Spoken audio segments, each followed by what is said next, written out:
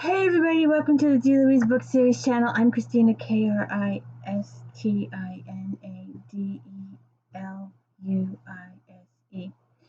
We're doing Lucy Foley, the guest list this week, and I've got a few more, about 4 other books coming that I chose this week that were out of my comfort zone, that were out of my usual reading habits. I wanted to give it a chance to see what it would be like. And when I first picked up this book, I was thinking Agatha Christie, Murder on the Orient Express, or The 10 Little Indians, and they reference a book in here a lot, Lord of the Flies. And I will tell you, it was out of my wheelhouse. Every single chapter, there was like 5 or 6. The bride, the groom, the best man, another groomsman, his wife, the caterer, the wedding planner, and every chapter was by a different point of view. And I'm not used to reading. I mean, I've read some books where there's been 2 or 3 people, but this was a lot, and it was a little extra for me to handle, and I'll get to that. So, like I said, it was completely out of my wheelhouse, and it says, on a remote island off the coast of Ireland, guests gathered to celebrate the wedding of Jules Keegan and Will Slater. Will is a rising television star, handsome and charming. Jules a smart, ambitious magazine publisher. Though the sea is a little choppy and the cell phone service spotty, their wedding is everything you'd expect of a young power couple. So again, I'm kind of thinking, oh, Murder on the Orient Express on an island situation. I will tell you, I did not really care for this, and we will get into it. Alright. The first chapter is told from the point of view of the wedding planner. And I'm already not liking the bride because the wedding planner says it's still sunny out this afternoon. The needle on the odometer in the hallway swung from far to changeable. I've taken it down. I don't want the bride to see it, though I'm not sure that she is the sort to panic, more the sort to get angry and look for someone to blame, and I know just who should be in the firing line. So already, I'm not liking the bride. And then the wedding planner has a negative point of view about all the guests. Tonight they'll eat a fish stew based on traditional Camara fisherman's chowder, smoked fish, lots of cream. I ate it the first time I ever visited this place when they were still people here. This evening will be even a more refined take on the usual recipe. As this is a refined group, they have stayed, or at least I suppose they like to think of themselves as such, above the world. So already she's got this negative thing. And then the second chapter is told from the Hannah's point of view. She's the wife of the best man, and there's so much. I'll get to that in just a second. Maddie says 20 years or so ago, the archaeology found them all together in the turf fog. They were side by side, packed and tight. Something tells me that he is enjoying himself, perfectly preserved, it said, because there's no air down there. It was a massacre, all of them hacked to death. Oh, Charlie says with a glance at me, I'm not sure it's too late. The idea in my head now, long buried corpses emerging from the black earth. I'm trying not to think about it, but the image keeps reasserting itself like a glitch in a video. And I was going places with this. I had visions of the other book I was reading was talking about Anne Radcliffe and the horror stuff, and it was so misleading. It was a red herring.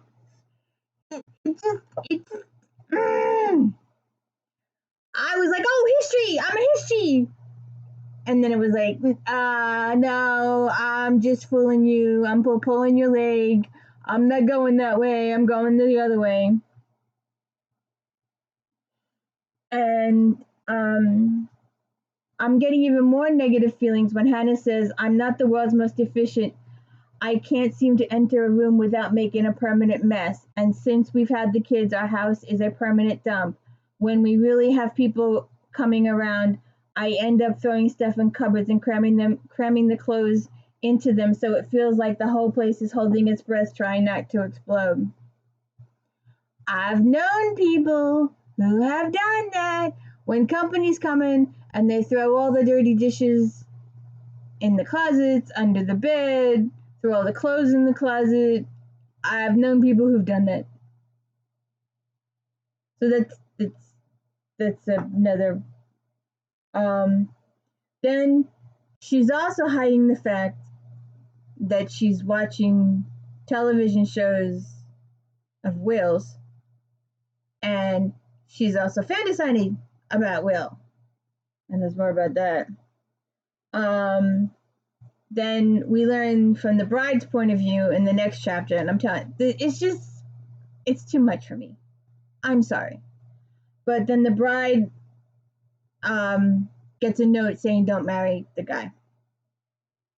And it isn't until like the very end that we find out who sent the note and why. It's a rather exclusive guest list. We'll have to choose the favorites among his ushers, as he has so many, so not difficult for me, as I only have one bridesmaid, my half-sister. I don't have many female friends, I don't have time for gossip, and groups of women together remind me too much of the cliques from school. So, the bride is so in her head, and then the groom gets to see the bride with her dress on, and you know that's huge. And every TV show, they always make fun of that you're not supposed to see the bride before the wedding in the dress. And he tries to, well, we won't even go there. But then it leads to the sister. And the sister is suicidal. And I've known people who are suicidal. And I'm very uncomfortable reading about the sister trying to use razor blades on herself. And then the sister interrupts her. She's like, oh, I slit this. She does this one thing. And she's like, oh, well, maybe if I do it one more time, it'll make me feel better. And then the sister interrupts and she's going to try on her with the, it's just not in my wheelhouse. I'm not comfortable with this. It's not good. Not good.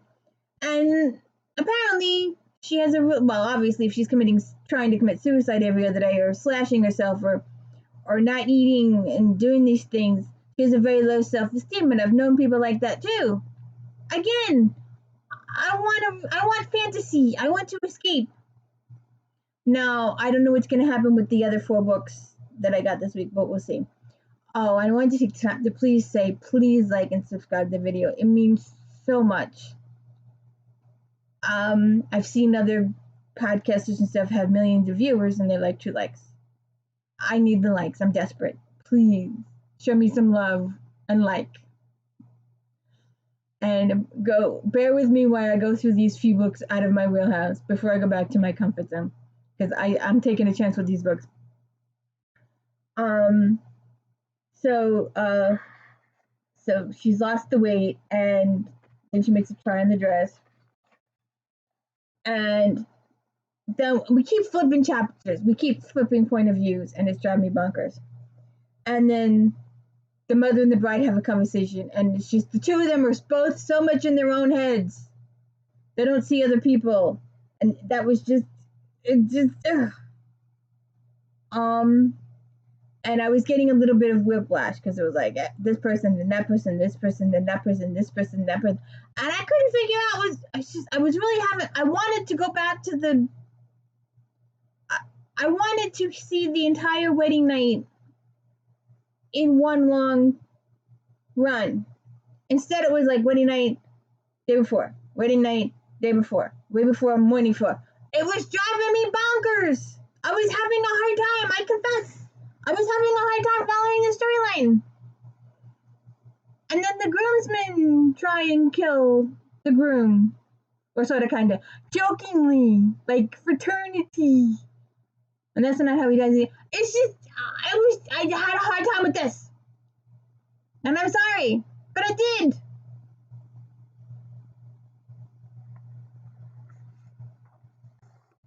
And I was trying to figure out what was going on, because it was like a male fraternity party, and they were talking about all this evil stuff they did.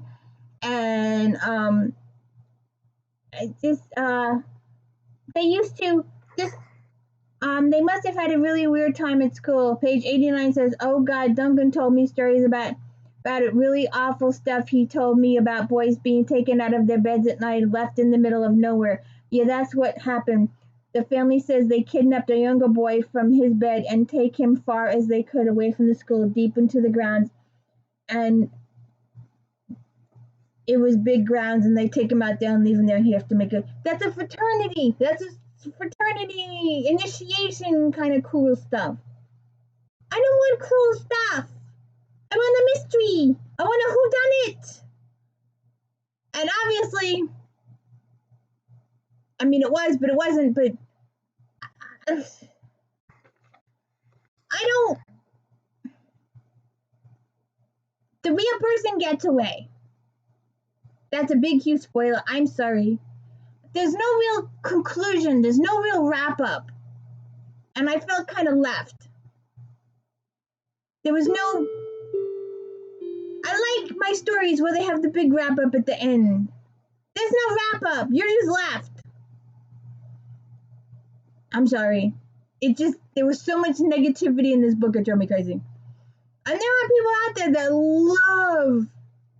I don't know why. I don't. But there are people out there that love to read books that make them cry hysterically. I want to read a book where she gets dumped. I want to get rid of her children. I don't want that stuff. I want to escape. I want to read for pleasure. I want to read a nice, good mystery. A good whodunit. Not a confusing whodunit. But I've got a couple other books. I'm going to give them a try. I stayed with it through the whole book. And a lot of people will tell you that life is short, and if you don't like a book, you have the right to put it down and not continue.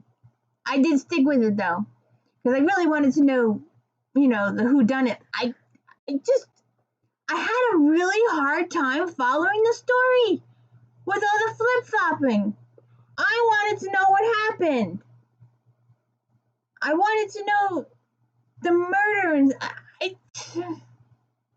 I was so lost. So amazingly lost. So anyways, it was all the flip-flopping and the back and forth and the point of views, and there was no little wrap-up, and the fact that the wrong person, and technically I'm not even sure it was the wrong person. I don't know.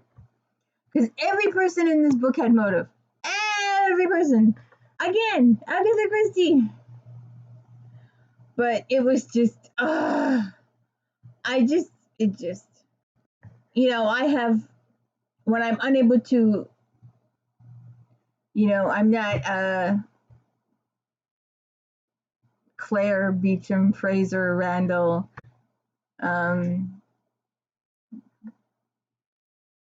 J.R. Price, whatever. I've got my, it's just, and you can fill in the whatever after that. And when I'm unable to say something, it's just. And but I mean, it's intriguing. I think it's a good story. I mean, it's critically acclaimed and all this kind of stuff, and there's millions of people out there that really, really liked it. I had a hard time. I really did, and I'm still not exactly sure. I would have liked a little more of a solid wrap up at the end. A little. I mean, we were just left hanging. It was just. That's what I can say. It was just. I hope I have better luck with the other couple of books I took out. Otherwise, I'm going back to my wheelhouse. It was an experiment. I tried. I really tried. I'm sorry. Please like and subscribe.